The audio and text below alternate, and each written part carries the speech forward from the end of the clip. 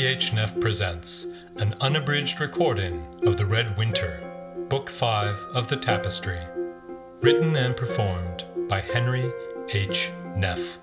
Text copyright 2014 by Random House Children's Books. All rights reserved.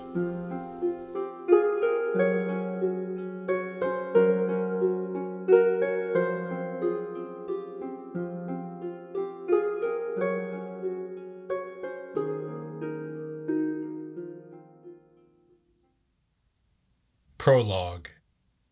The Witch Peaks are the tallest mountains in the world.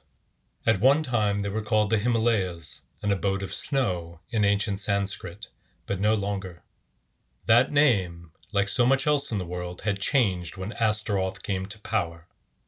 Although the mountains were still wreathed in snow, they were now named for their chief inhabitants.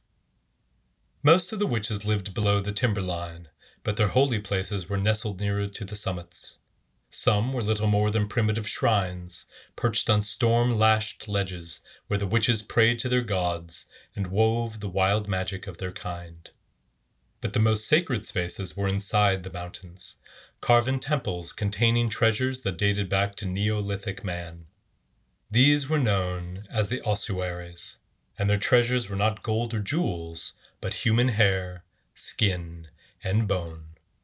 Living men were not permitted in the ossuaries, but one was now ascending the summit of Great Ymir, which housed the largest collection of remains. The witch watching him could tell he was not a native Sherpa, or one of their own servants. He carried no pack or walking stick. He did not even use a rope or axe to anchor himself when the gales came howling, as they always did at sunset. Why Ymir did not shake off this foolish pilgrim she could not tell, but it would happen soon. And so the old witch sat comfortably by the brazier, chewed her beetle, and waited for him to die. It was late when he reached her. He stood panting at the edge of the firelight, his tangled hair crusted with ice and crowned by the twinkling stars.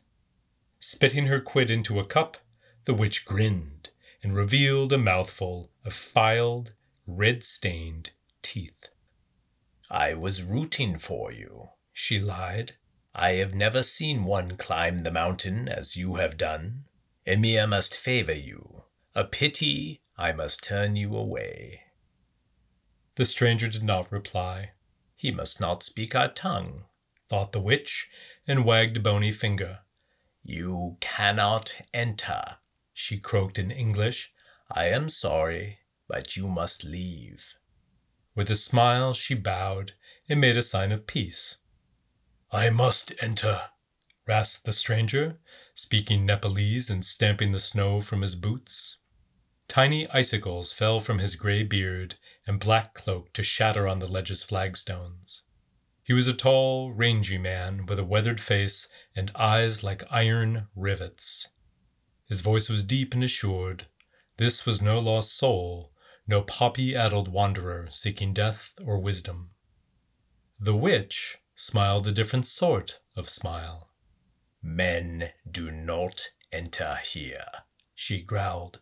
"Begone, or I'll summon ghosts to devour your flesh and scatter your bones on the wind."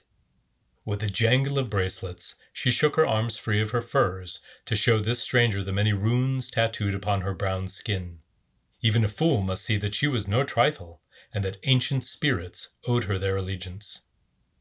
"I have entered here before," the man replied, "and each time I have climbed the mountain to honor your traditions.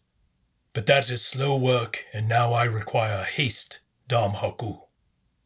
The witch's fierce grin evaporated. How do you know my name?" she sputtered. "Who are you?" "Brahm." The very word radiated power. Even as he spoke it, the witch froze, as though time had stopped.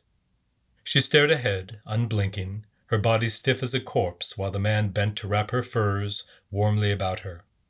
When this was done, he strode away beneath the archway. Hours passed before he returned, emerging like Virgil's shade from the ossuary's depths. Night was fading. The stars growing pale as the first hints of dawn shone in the eastern sky. Miles below, the earth was hidden beneath a sea of clouds that stretched away to the pink horizon. Dame Haku remained by the smoking braziers, hunched like a gargoyle. She longed to move, to flee, to alert her sisters to this desecration, but she knew that it was folly. The witch had known it as soon as the visitor uttered his name. True sorcerers were as scarce as comets, and there had never been any to match this one. He stooped before her now, clutching a pair of canopic jars from the deepest vaults. The witch wanted to scream, but she merely stared into those hard eyes, transfixed like a bird by a serpent. The eyes softened. "I will return them," he promised. "When?" she croaked, dimly aware that her spell had been broken. In answer, the sorcerer touched Haku's forehead. Her memories of the evening trickled away, like water squeezed from a sponge. "When we meet again," he whispered, "for the very first time." And with that, he vanished.